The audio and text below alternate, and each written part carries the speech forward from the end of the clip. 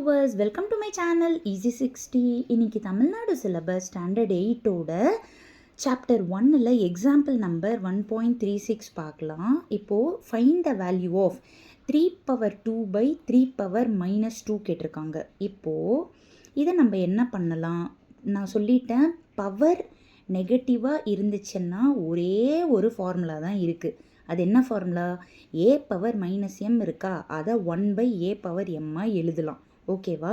இப்போது 3^2/3 - 2 இதுதான் உங்களுடைய கொஸ்டின். மேலே இந்த நியூமரேட்டரில் இருக்கிறது நெகட்டிவ் பவர் கிடையாது. அதனால் இந்த மேலே இருக்கிற நியூமரேட்டரை எதுவுமே பண்ணாதீங்க, அதை அப்படியே வச்சுக்கோங்க. ஆனால் கீழே இருக்கிறதோட பவர் எப்படி இருக்குது? மைனஸில் இருக்குது.